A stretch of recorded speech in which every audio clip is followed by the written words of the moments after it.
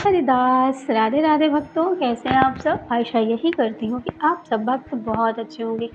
दोस्तों, आज मैं आप सबको लड्डू गोपाल जी की एक बहुत ही अनोखी सी लीला कथा सुनाने जा रही हूँ। दोस्तों, आज की लीला कथा बहुत ही खास है, बहुत ही अच्छी और बहुत ही अनोखी लीला कथा है।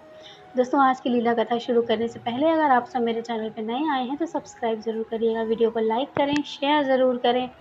दोस्तों, लड्डू गोपाल जी हमारी कैसी-कैसी परीक्षा लेते हैं, लेकिन जो भक्त होते हैं लड्डू गोपाल जी की, भगवान तो परीक्षा लेते ही हैं और हम जैसे भक्त जो होते हैं ना दोस्तों, वो लड्डू गोपाल जी को देते भी हैं परीक्षा।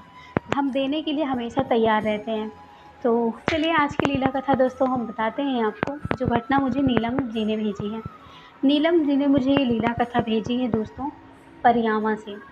दोस्तों उन्होंने बताया कि ये मेरी ही लीला कथा है दीदी, और कैसे क्या हुआ आज वो मुझसे शेयर करी हैं, तो मैं आप सबसे शेयर करने जा रही हूँ। दोस्तों, नीलम सिंह जी राजस्थान में रहती हैं। नीलम कहती हैं कि दीदी, मैं बचपन से ही पूजा पाठ से बहुत दूर भागती थी। मैं कभी लड्डू गोपाल जी की सेवा या किसी भी भगवान की सेवा नहीं करती थी। हमारे घर में पूजा होती थी, लेकिन हमारे मायके में कभी लड्डू गोपाल जी की सेवा नहीं होती थी। मैं लड्डू गोपाल जी के बारे में ज़्यादा नहीं जानती थी। हाँ, जानती थी जब जन्माष्टमी आता था, तब कहते थे कि इसमें भगवान कृष्ण की पूजा होती है, तब उतना ही मैं भगवान के बारे में जानती थी। उसके बाद वो कहती हैं कि जब मेरी शादी हो गई, शादी होने के बाद जब मैं अपने ससुराल आई, तो मुझे ससुराल में मिले लड्डू गोपाल जी, जिनकी सेवा बहुत ही अच्छे तरीके से हमारे यहाँ ससुराल में होया करती थी। और सेवा खूब करते थे, पूजा खूब होती थी। मुझे भी अच्छा लगता था जब मैं उनकी सेवा करती थी। शुरू-शुरू में तो मुझसे नहीं बनता था, लेकिन बाद में मुझसे बनने लगा था। लड्डू गोपाल जी की सेवा, पूजा करना मुझे आने लगा था और मैं बहुत अच्छे से करती थी। फिर मेरी सासू माँ ने लड्डू गोपाल जी की सेवा करना छोड़ दिया, तो उन्होंने कहा कि अब बहू आ गई है, तो अब बहू ही सँभालेगी घर, तो वो सँभालने लगी थी मैं सारा कुछ। तो इसी तरह से मैं लड्डू गोपाल जी की सेवा करने लगी और मुझे लड्डू गोपाल जी से इतना मोह, इतना प्रेम कैसे हो गया, ये मैं खुद भी नहीं जानती। दोस्तों, कहती हैं कि वो राजस्थान के एक बहुत ही छोटे से गाँव में रहती हैं नीलम, जहाँ पर मतलब उनका घर भी बहुत कच्चा है, मतलब कच्चा था उस टाइम पर जब उन्होंने मुझे ये घटना बताई, मतलब जब की है ये। तो उन्होंने कहा मेरा घर कच्चा था, हमारे मम्मी-पापा भी थोड़े से गरीब थे, तो इसलिए हमारी शादी ऐसे ही कर दिए थे। और राजस्थान में जहाँ पर रहते उन्होंने उस जगह का नाम नहीं बताया है, बस उन्होंने इतनी ही बताई है बातें। तो उन्होंने कहा कि जब मैं वहाँ पर थी तो मैं खूब सेवा करती थी लड्डू गोपाल जी की, बहुत अच्छे से रहती थी। गाँव में भी लड्डू गोपाल जी की सेवा होती थी। जन्माष्टमी वगैरह सब कुछ बहुत अच्छे से वहाँ भी मनाया जाता था। मैं ससुराल में हूँ, मुझे पता ही नहीं चलता था। मुझे अब मायके से अच्छा ज़्यादा ससुराल में लगने लगा, क्योंकि सब लोग बहुत अच्छे थे, सासू माँ भी बहुत अच्छी थी, घर में परिवार में बहुत अच्छे थे। लड्डू गोपाल जी की सेवा पूजा करते कब दिन कट जाता पता ही नहीं चलता। उसी बीच कहती हैं कि हमारे यहाँ गाँव में मतलब बहुत ज़्यादा एक रात की बात है, बहुत आंधी-तूफ़ान आने लगा, बहुत ज़्यादा। तो आंधी आया, तूफ़ान आया बहुत ज़्यादा, तो बारिश भी होने लगी। बारिश होने लगी तो उन्होंने कहा हमारे यहाँ नदी पड़ती है, साबरकंठा नदी उन्होंने दोस्तों नाम बताया। उन्होंने कहा कि हमारे यहाँ नदी बहती है और वहाँ पर जो है बहुत ज़्यादा बारिश हुई कि नदी पूरी पूरी फुल हो गई थी। और वहीं से थोड़ी ही दूर पर हमारा घर था, जो आधा कच्चा बना हुआ था और आधा पक्का बना हुआ था। तो जो आधा पक्का बना हुआ था वो स्टार्ट में मतलब ईंट से बन रहा था और जो पीछे का हिस्सा था वो कच्चा था। लेकिन वो कहती थी कि हम लोग हमेशा कच्चे घर में ही रहा करते थे। तो वो कहती हैं कि एक दिन बहुत बारिश हुई, रात भर बारिश हुई, बारिश बंद होने का नाम ही नहीं ले रही थी। तभी वो कहती हैं कि मैंने अपने लाला के लिए दूध भी नहीं मँगाया था, क्योंकि बहुत बारिश हो रही थी, तो मुझे लगा कि मैं क्या खिलाऊँ इनको, मैंने लाला को भोग भी नहीं लगाया।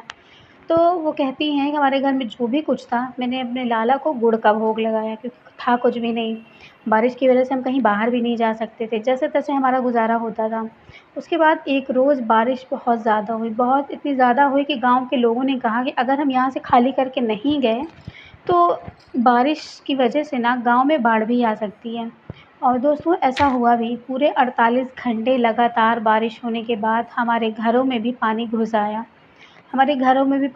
आया। दोस्तों। नया-नया हमारा घर आगे का बना हुआ था ईंट का, और वो ज़्यादा मज़बूत भी नहीं था, इसलिए लिंटर सहित हमारा पूरा घर उसी पानी में ढह गया। चूँकि हमारे जो ससुर जी हैं, पिताजी, उनका बहुत बड़ा नुकसान हुआ क्योंकि उन्होंने एक पाई-पाई जोड़ कर के अपना घर बनाया और घर भी वो बह गया। दोस्तों इसी दौरान लड्डू गोपाल जी की मैं सेवा क्या कहते हैं ना कि जब परेशानियाँ होती हैं तो थोड़ी-सी हम भगवान की सेवा भी नहीं कर पाते हैं।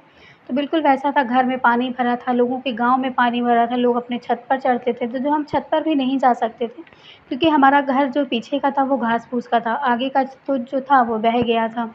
तो बहुत ज़्यादा दिक्कतें हो गई थी, घर में मिट्टी, कीचड़ पूरा भरता चला आ रहा था, खाना बनाने की भी कहीं जगह नहीं थी। उसके बाद कुछ लोग जो मतलब पुलिस वग़ैरह होती है, जो एनडीआरएफ की टीम वग़ैरह होती है, वो आए, उन्होंने बोला कि आप रातों-रात खाली कर दीजिए क्योंकि नदी का बहाव बहुत तेज़ है, कभी भी घर में बारिश की वजह से पानी भर सकता है और आप लोग बह सकते हैं। तो आप लोग मतलब छोड़ दीजिए, आपका घर वैसे भी आगे का टूट चुका है, मतलब ये सब बातें उन्होंने कहीं। लेकिन रात गुज़ारना बहुत बड़ी बात होती है बाहर और हम कहाँ जाते? तो उन्होंने कहा कि हम लोग मतलब हम लोगों ने चौकी के मतलब हमारे यहाँ जो चौकी होती है बड़ी-बड़ी, उसका हमने चौकी लगाया और उसी चौकी के ऊपर मैं जो है अपने लड्डू गोपाल जी को लेट गई लेकर के। मैं लेटी रही रात भर, मैं इंतज़ार कर रही थी कि किसी न तरीके से तो पानी इतना तो ऊपर नहीं आ पाएगा फ़िलहाल, बहेगा जो भी आएगा नीचे ही रहेगा, जो सामान बर्बाद होगा, होगा, इंसान की जान तो बच जाएगी। तो उन्होंने कहा कुछ पैसे थे, कुछ ज़ेवर वग़ैरह थे, तो उन्होंने कहा मैं ले कर के वहीं ऊपर बैठ गई थी। तो मतलब वो कहती मेरी सासू माँ भी थी, वो भी बैठ गई, सब लोगों ने ऐसे-ऐसे ही अपने घर में इंतज़ाम कर लिया था।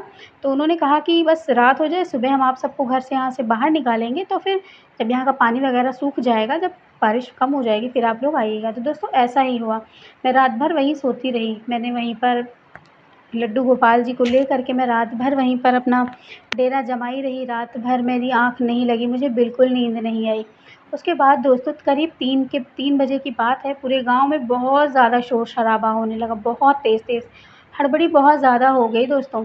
उसके बाद अचानक से पता चलता है कि गाँव में पानी का बहाव बहुत तेज़ हो रहा है, अगर हम अपने-अपने घर से निकल कर ऊँचे टीले की तरफ नहीं जाएँगे, तो बारिश की वजह से हम डूब भी सकते हैं दोस्तों। इतनी ज़्यादा भयावह स्थिति हो गई थी।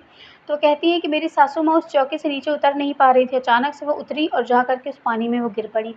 उन उनको उठाने के चक्कर में मेरे लड्डू गोपाल जी कब उस पानी में बहकर कहाँ चले गए, मुझे कुछ भी नहीं पता चला। और सासू माँ को मैंने उठाया क्योंकि उनके घुटने में चोट लग गई थी। मैंने किसी भी तरह से करके मैं उनको बाहर लेकर आई, उसके बाद मैंने उनको वहाँ पर लिटाया और लोग थे बहुत सारे, पुलिस वगैरह की टीम थी, मतलब कि हर तरीके से हम लोगों को बाहर अच्छे से निकाला गया, बिना किसी कष्ट के हम बाहर निकले। लेकिन मुझे दुःख और मेरी आँखों में आँसू इसलिए भरे थे कि मैं सब कुछ तो लेकर आई जो मेरे किसी काम का नहीं। मैं अपने लिए अपने गहने उठा कर ले आई, मैं थोड़े से पैसे थे मैं वो लेकर आई, लेकिन मैंने अपनी सबसे प्यारी चीज़ अपने लड्डू गोपाल जी को मैं नहीं ला पाई।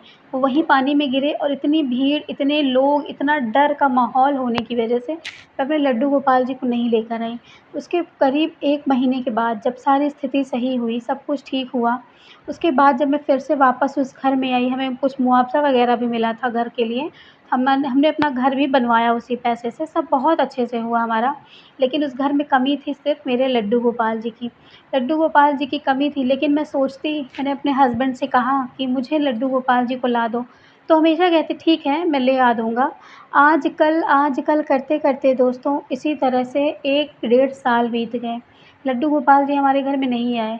एक दिन मैं लेटे-लेटे यही सोच रही थी कि क्या कन्हैया आप मेरे घर में नहीं आना चाहते? वो कहती हैं नीलम जी कि बहुत ज़्यादा मैं दुखी थी। मैं आपको बता नहीं सकती कि मेरे अंदर, मेरे मन में कितना कष्ट था। मैं अपने कन्हैया के बिना बिल्कुल अधूरी थी। मैं हमेशा इसी सोच में मैं बीमार पड़ जाती। मुझे बुखार आ जाता, मुझे टाइफ़ाइड हो जाता कमज़ोरी की वजह से और मतलब मैं बहुत बीमार हो जाती, मेरा बीपी लो हो जाता। मेरे हस्बैंड मुझसे कहते कि तू क्या सोचती रहती है? क्यों इतना चिंता में रहती हो?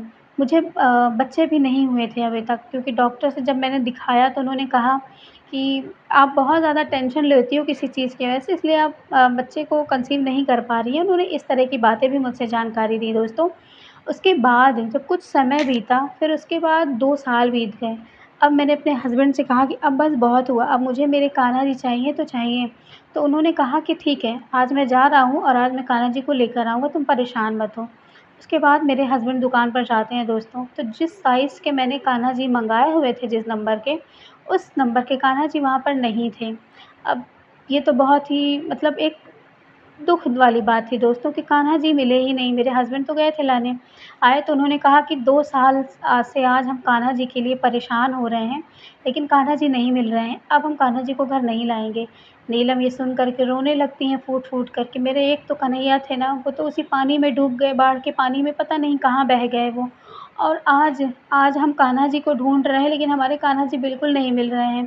तो वो कहते हैं कि क्यों तुम्हें वही कान्हा जी चाहिए क्या? वो कहती हैं हाँ, मुझे मेरे कान्हा जी आज भी याद हैं।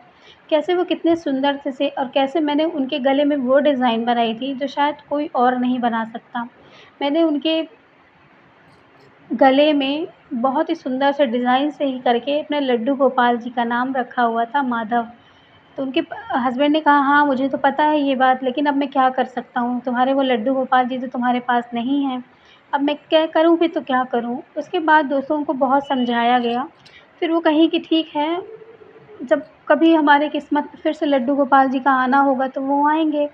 उसके बाद लड्डू गोपाल जी के बारे में थोड़ा-सा सोचना उन्होंने कम कर दिया, लेकिन अंदर से था क्योंकि हस्बैंड भी बहुत ज़्यादा चीखने लगे, चिल्लाने लगे थे कि सारा दिन इसी में रह जाती हो, बच्चे इसी वजह से नहीं हो रहे हैं, बच्चे हो जाएँगे तो थोड़ा तुम्हारा दिमाग भी बँटा रहेगा, ऐसा करो तुम मायके चली जाओ अपने, बहुत सारी बातें कहने लगे।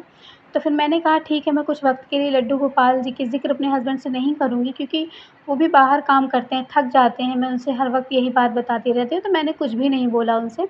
उसके बाद 3 साल बीत गए। मेरे हस्बैंड ने कहा कि तुम प्रयागराज चलोगी? तो मैंने कहा हाँ, मैं चलूँगी। उन्होंने कहा प्रयागराज में कुंभ का मेला लगा हुआ है, चलो हम वहीं पर दर्शन कराते हैं और गंगा मैया के और गंगा जी भी नहा लेना। तो दोस्तों अमावस्या की मतलब तिथि थी। उन्होंने कहा कि हम लोग वहाँ से चलते हैं। मेरी मतलब जो हस्बैंड थे उनके, वो उनके मम्मी-पापा सारे लोग जो है मतलब आने के लिए तैयार हो गए। दोस्तों वो लोग इलाहाबाद आते हैं यानी कि प्रयागराज। प्रयागराज आते हैं दोस्तों, वो जाते हैं संगम नगरी। संगम नगरी में वो जब पहुँचते हैं तो उस दिन बहुत ज़्यादा भीड़ थी दोस्तों, बहुत ज़्यादा भीड़ थी। क्योंकि अमावस्या का दिन होता है तो वहाँ पर बहुत ज़्यादा भीड़ होती है। जो प्रयागराज वाले होंगे, हमारे जो जितने भी सुनने वाले हैं तो वो समझते होंगे कितनी ज़्यादा भीड़ होती है। तो हमारे यहाँ प्रयागराज में बहुत भीड़ होती है। हम लोग जब जाते हैं तो हम लोग तो वहीं रहते ही हैं दोस्तों, और भीड़ भी काफ़ी ज़्यादा होती है तो दिक्कत नहीं होती है। जो लोग बाहर से आते हैं श्रद्धालु उनको दिक्कतें होती हैं। तो वो भी आती हैं, वो कहती हैं कि जब हम लोग प्रयागराज आए, प्रयागराज में हम लोग हफ़्ते भर रुके क्योंकि हमारे यहाँ से भी कुछ लोग कल्पवास के लिए आते हैं। तो उन्हीं के यहाँ हम लोग रुके। उसके बाद आती हैं अमावस्या पे नहाती धो मतलब अपना स्नान वग़ैरह करती हैं गंगा जी में। फिर उसके बाद जब तीसरे से चौथे दिन हो जाता है तो वो गंगा जी में दिया जलाने जाती हैं। दिया जलाने जाती हैं दोस्तों, तो वहीं पर वो दिया जला रही थी गंगा जी में। गंगा जी में दिया जलाते हुए कहती हैं कि हे गंगा मैया, मैं आज आपसे अगर कुछ माँगूँ तो आप मुझे देंगी? तो बस उनके हस्बैंड ने कहा कि तुम बस अपनी गंगा मैया से माँग लो कि बस वो तुम्हारी कोख भर दें, बस और क्या चाहिए।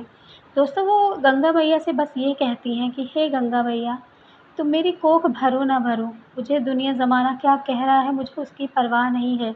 बस मैं इतना कहती हूँ कि मेरे लड्डू गोपाल जी जहाँ कहीं भी हों, मेरे लड्डू गोपाल मुझे मिल जाएँ। बस गंगा मैया मैं आपसे यही विनती करती हूँ। उसके बाद मेरी कोख भर दीजिएगा आप। बस मैं लेकिन पहले तो मुझे मेरे लड्डू गोपाल जी चाहिए। इतना उन्होंने कहा, उसके बाद उन्होंने हाथ जोड़ा, हाथ जोड़ने के बाद दिया बाती करी, फिर उसके बाद वो वहीं पर टहल रही थी दोस्तों। अचानक से कुछ जो वहाँ पर लड़कियाँ होती हैं, कुछ वहाँ पर फूल माला वग़ैरह बेचती हैं, तो वो वहीं पर लड़की एक फूल माले को मतलब वहाँ से साफ़ कर रही थी, हटा रही थी। कुछ वहाँ पे होते हैं ना जिनको मल्लाह बोलते हैं दोस्तों, केवट वग़ैरह जो होते हैं, वहीं पर पानी में ना सिक्के जो हम लोग डाल देते हैं वहाँ गंगा मैया में, तो वो ढूँढते रहते हैं, तो वो ढूँढ रहे थे। तो दोस्तों जब वो ढूँढ रहे थे, तो मैं वहीं पर बैठे हुए बस बहुत ही निराश से बस गंगा मैया को बस निहारे जा रही थी क्योंकि मुझे वहाँ बहुत सुकून मिल रहा था। उसके बाद मैं जब गंगा मैया को निहार रही थी, मैं वहीं पर उनको देख रही थी, देखते ही अचानक से दोस्तों, वो लड़का जब मैंने वो दिखाया तो वो ऐसे हाथ से जब उसने निकाला, तो मैंने कहा ये क्या है? और दिखाओ बेटा मुझे। तो उन्होंने जब उस लड़के ने पहले तो हाथ पीछे कर लिया, उसने दिखाया नहीं। फिर मैंने कहा दिखाओ बेटा तुम क्या लिए हो? मुझे तो दिखा सकते हो। तो उसने जब दिखाया दोस्तों, तो उसके हाथ में जो चीज़ थी वो बिल्कुल हैरान करने वाली थी। दोस्तों उसके हाथ में थे लड्डू गोपाल जी, जो बिल्कुल बालू और मिट्टी से सने हुए थे। दोस्तों जब मैंने उनको देखा, मैंने पहले तो मैंने सोचा कि कोई चीज़ है जो उसको मिली हुई है। लोग गुप्त दान कर देते हैं ना बहुत सारी चीज़ें, तो मुझे लगा ये है, तो मैंने कहा कि ऐसा करो ये गुप्त दान है, इसको पानी में ही डाल दो बेटा, ऐसे नहीं लिया जाता। तो वो भी चला गया, उसने भी कुछ नहीं बोला, वो चला गया वहाँ से। उसके बाद फिर वहाँ से जाने लगा, जैसे ही मैं इस गंगा मैया में जैसे ही मैं उस चीज़ को मैं ऐसे फेंकने के लिए चली, दोस्तों मैंने देखा कि वो डिज़ाइन जो मैंने कभी अपने हाथों से डिज़ाइन की हुई थी। दोस्तों जब मैंने उस डिज़ाइन को देखा, तो मैंने तुरंत गंगा जी जल से मैंने पूरे भगवान जो भी थे उस चीज़ को मैंने धोया। धोने के बाद मैं क्या देखती हूँ कि मेरे लड्डू गोपाल जी हैं, मेरे लड्डू गोपाल जी को मैं देख कर के मेरी आँखों में आँसू आ गए।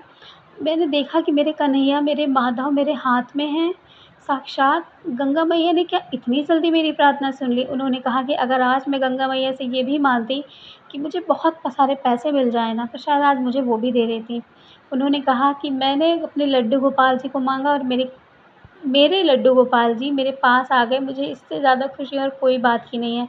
वो गंगा जल से धो करके तुरंत लड्डू गोपाल जी को टेंट पर जो टेंट होता है वहाँ पर वो लेकर आते हैं, उनके हस्बैंड होते हैं, सबको दिखाते हैं, देखो मेरे कन्हैया मिल गए, मेरे कान्हा, मेरे माधव मिल गए। उसके बाद हस्बैंड भी बहुत खुश हो जाते हैं, पूरा घर खुश हो जाता है कि चलो लड्डू गोपाल जी मिल गए। लेकिन सबसे आश्चर्य करने वाली ये बात थी कि उनके घर वालों ने ये कहा कि वहाँ पर वह लड्डू गोपाल जी यहाँ कैसे मिल सकते हैं? उन्होंने बताया कि मैंने गंगा मैया से मन्नत ये माँगी थी कि अभी जो आप लोगों ने हमारी पूजा कराई ना, बस उसी पूजा का मैंने फल ये माँगा कि मुझे मेरे लड्डू गोपाल जी मिल जाएँ। उनकी सासू माँ थोड़ी-सी उदास हो गईं इस बात को सुन कर के कि मैंने तुम्हें कहा था बेटा कि तुम अपने लिए एक बच्चा माँग लेना, कि तुम्हें बहुत ही सुंदर-सा, बहुत ही एक गोपाल जी जैसा एक पुत्र तुम्हारे पेट से हो।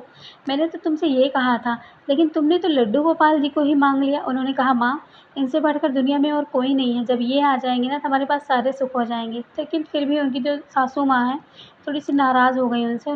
जो जिनके यहाँ वो रहने आई थी, उनकी बहन थी, वो भी थोड़ी-सी नाराज़ हो गईं। उन्होंने कहा हमने इतने मेहनत से पूजा-पाठ करवाया कि बच्चे हो जाएँ, बताओ इन्होंने क्या माँगा गंगा मैया से कि लड्डू गोपाल जी मिल जाएँ। थोड़ी-सी वो भी गुस्सा आ गईं कि मतलब अपने मन के आजकल के बच्चे हो गए हैं। नीलम कहती हैं कि मैं तो नहीं गुस्सा हुई, मेरी खुशी का तो कोई ठिकाना ही नहीं था। मेरे चेहरे की खुशी देखकर मेरे हस्बैंड कितना खुश थे, ये मैं आपको बता नहीं सकती। उन्होंने कहा उसके बाद फिर हम लोग वहाँ से प्रस्थान करते हैं अपने घर की ओर। वो कहती हैं कि हम अपने घर आते हैं, अपने लड्डू गोपाल जी का जो स्थान खाली था हमारे घर में, हम लड्डू गोपाल जी को वहाँ पर सजाते हैं। सजाने के बाद लड्डू गोपाल जी को रख देते हैं उस जगह को, सजाते हैं। सजाने के बाद लड्डू गोपाल जी को स्थापित करते हैं।